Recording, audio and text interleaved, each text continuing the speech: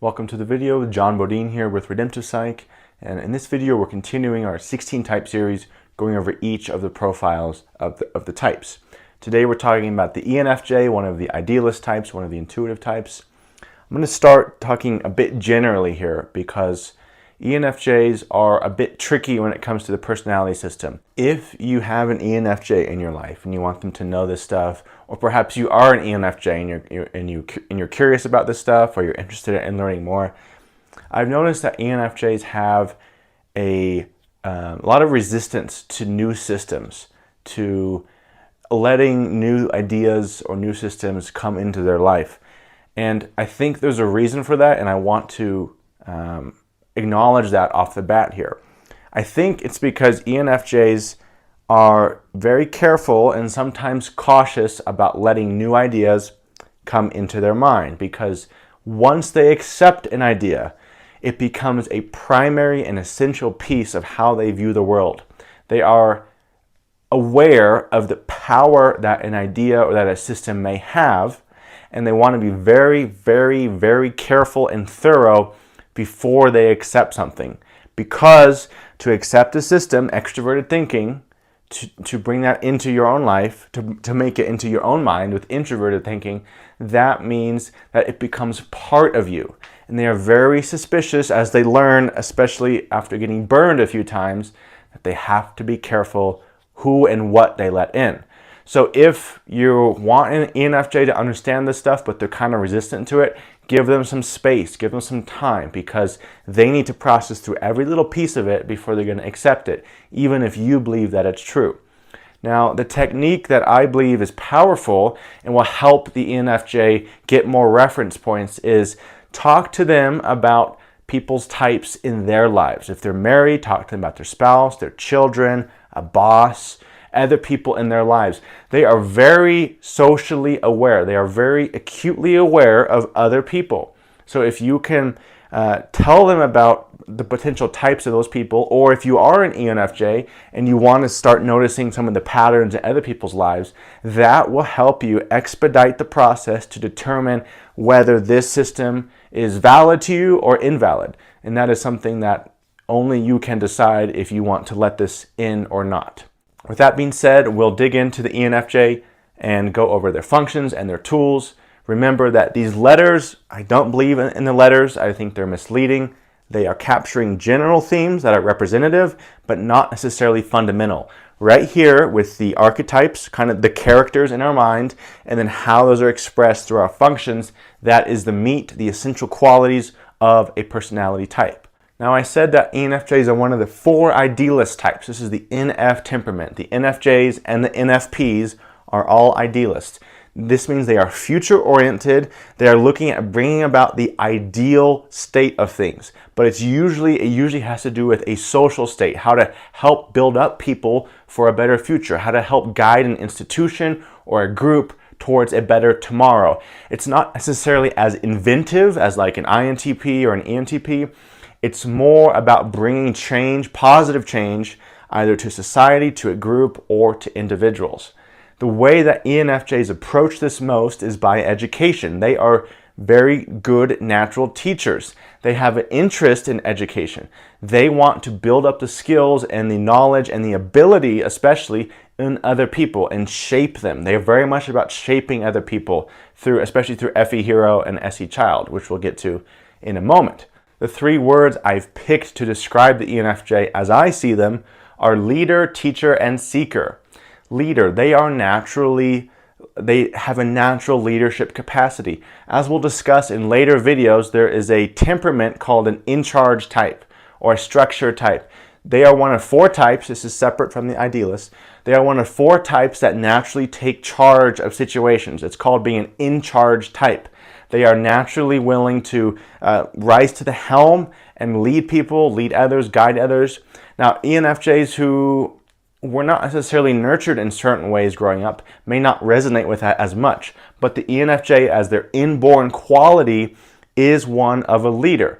Now, if they're a little more passive, if they're more artistic and philosophical and less out on the front lines, they usually want to be leaders within their own home at the very least, and be around people who are willing to take part in their vision and trust that they can see where things may need to go and galvanize people around that vision. Next is teacher. I said that they are naturally gifted teachers, or at least they naturally want to become teachers. Usually they have to learn that they have to become a great student first in order to become a great teacher. That can be a very hard jump for them because, as we'll discuss in a moment, they are anxious and insecure at times about their own thinking and their own thoughts. And they can oscillate between not saying enough or saying too much, expecting people to listen to them, or not being confident enough to actually share their thoughts. So they can become phenomenal teachers, but it's usually on the other side of them becoming phenomenal students. And lastly, seeker.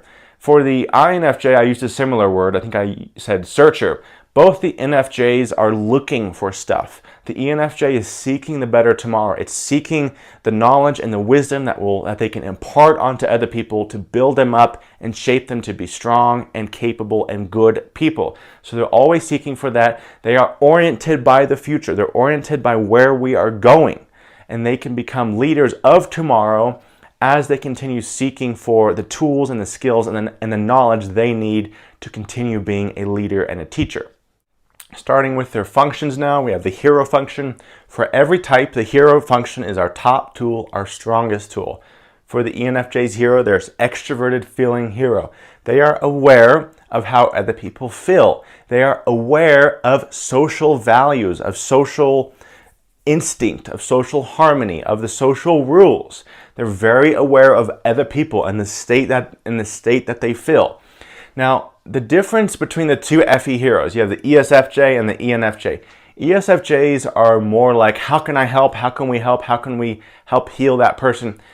The ENFJ is kind of like that. However, they're more oriented by, they have a bigger capacity for tough love than the ESFJ. They're a little more about, okay, what does that person actually need to be better? They're a little tougher in building that person up. They can be extremely caring and empathetic. They often are. But it does tend to have a flavor of a little more toughness to it. Of, okay, I understand that person's hurting. I want to teach them, to impart things on them that's going to help them, guide them to a better tomorrow. This is also a source of an ENFJ's, I won't say weak spot because the hero is very strong, but it can get them in binds.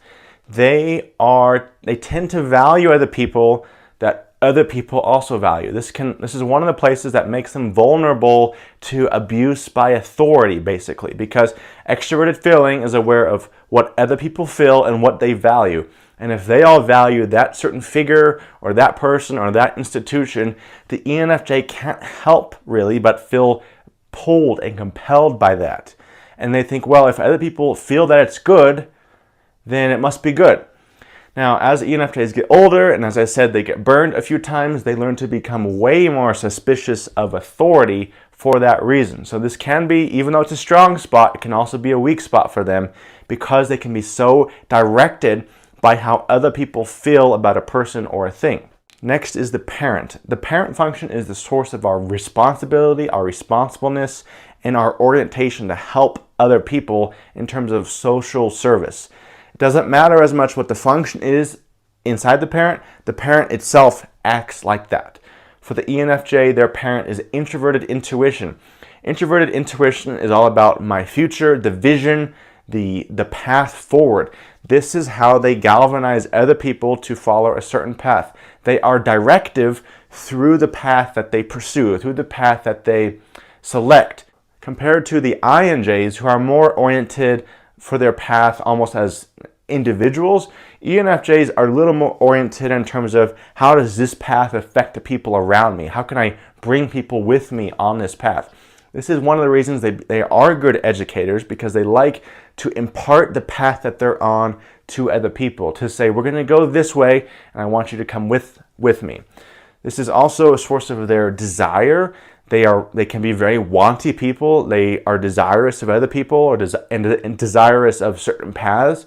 They can be kind of impulsive, especially when they're younger, of like, oh, that sounds fun, or that could be good, I'm going to go do that.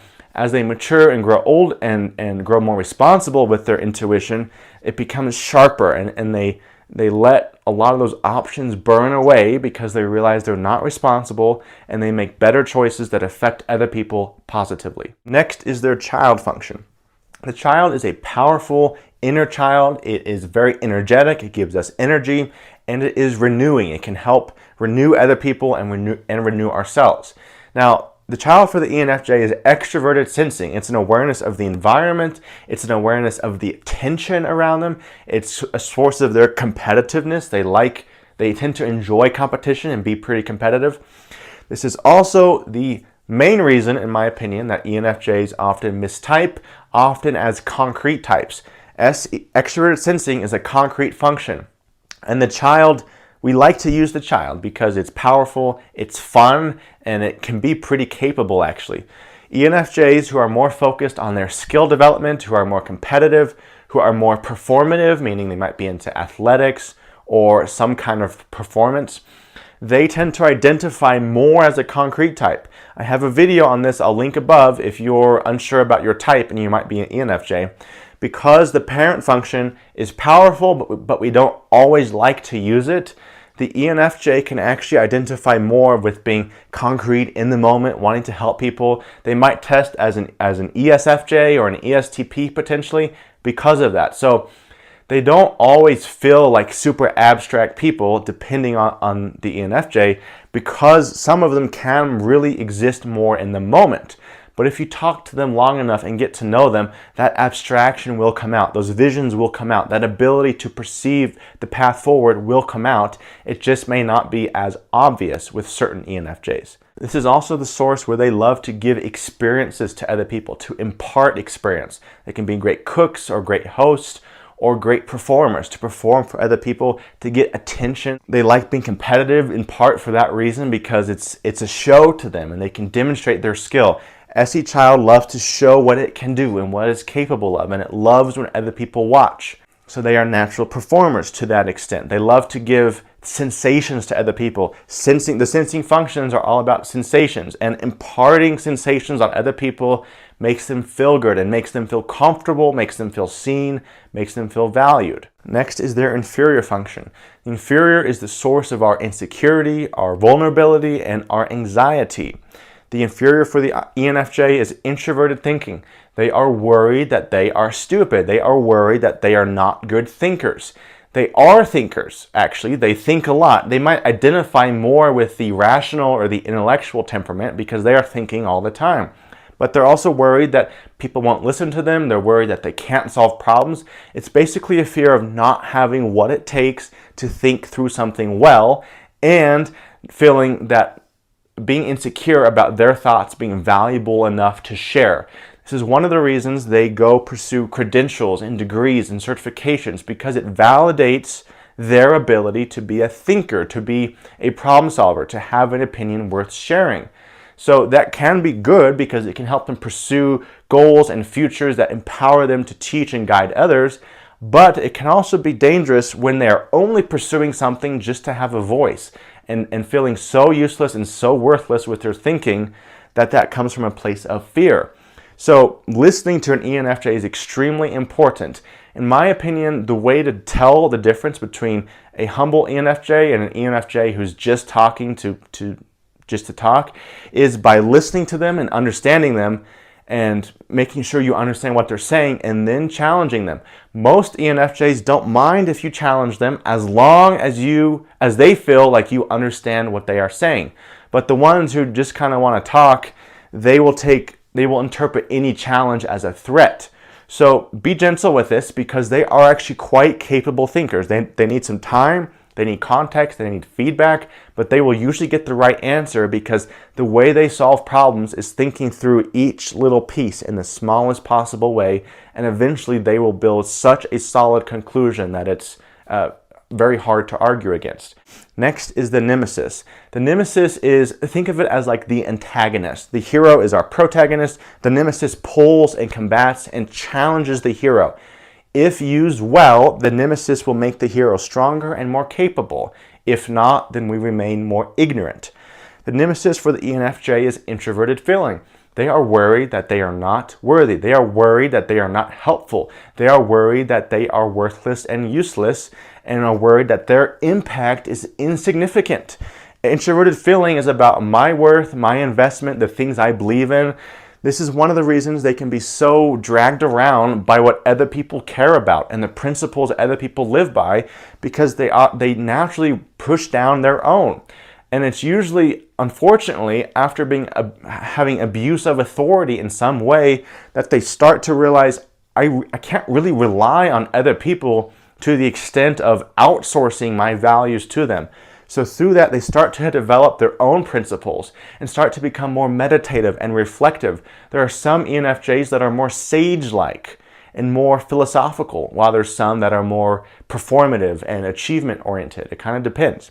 But the ones who integrate FI Nemesis start to develop their own values a bit and invest in things that they care about. And again, if they can hopefully avoid that, get to that before having bad experiences with authority figures, that can save them a lot of heartache. Next is their critic. The critic is the source of our criticism. It's like an old person that tends to be bitter to start, but can be wise with time. The ENFJ's critic is extroverted intuition. They naturally have a hard time trusting other people to make choices. They see how irresponsible other people are with their choices, with the other people's choices. The ENFJ believes themselves to be careful and responsible and picky about what they pursue and what they pick and the vision that they pick, because the last thing that they want is to have bad consequences for other people. This can make them very domineering and very controlling when they lead with their critic too much. ENFJs can shut down other people if their critic leads with this dismissive bitterness. Now, if they can let go of some of that and embrace the humility that you may not always know what's best for people. That is how any critic comes across. It's, I know what's best for you. You don't always know that. Sometimes you may, often you don't. And the way that any critic can become wiser is by recognizing the limitations of your own vision. You don't always understand what's best for other people. None of us do, right? Now, any critic can become one of the best at that when, instead of shutting down other people's paths or choices, inviting exploration of, okay, why do you want that? Why do you want to pick that? Why is that important to you? And through asking, instead of telling, the ENFJ becomes a mentor. Instead of shutting down a path, they will help people recognize for themselves why that might be a really bad choice. Because the ENFJ in their heart wants to teach people, and you can only teach people if you invite them, if you let them make choices and then offer what you see through that. And more often than not, people are way more likely to listen and to actually heed what you're saying when you give them space to think through things, just as you need space to think through things as well. So this can be a source of their controllingness, can also be a source of their insight and their guidance and helping other people move forward. Next is the trickster function. The trickster is a mix of a place where we think we know something and then we don't, but it can also be a place of mastery where we renew our curiosity and challenge things as we become more aware of them. The trickster for the ENFJ is introverted sensing. Introverted sensing is about my experience, what is going on within me, my physical experience, my duty, what I'm loyal to, and my health. ENFJs tend to have a hard time being aware of what's good and healthy for them. They need to surround themselves with other people that are healthy to learn the habits and the patterns of health. Through that, they can develop some awareness eventually of what their body needs. It's very hard for them to develop an awareness of what their body needs, but they can.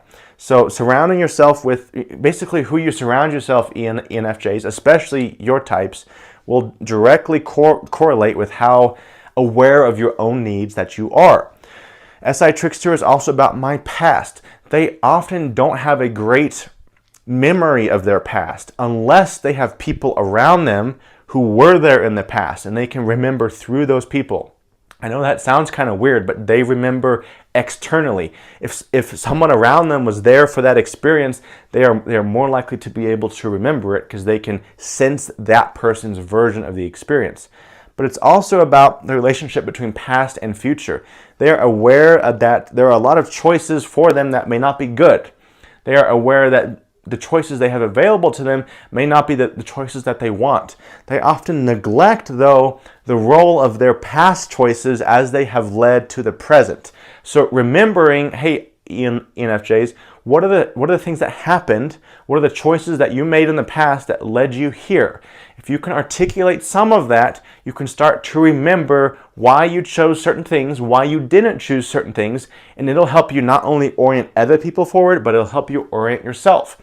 The Trickster is a lifelong process. Don't get so upset or frustrated or let down if you don't feel like it's mastered right away. It takes some time.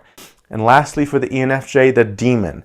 The demon is the source of our most repressed function. We're not really aware of it, and the less aware of it we are, the more damage it causes. It does cause damage until we become more aware of it and can use it more consciously. For the ENFJ, the demon is extroverted thinking. This is about listening to other people, caring what they think, being able to understand what other people think. They sometimes shut down what other people think. They sometimes dismiss what other people think, partially because they don't actually understand it and are not necessarily willing to think through it. This is a source of listening, basically. And a lot of people might complain that ENFJs are bad listeners. Now, I've met ENFJs all over the map with this.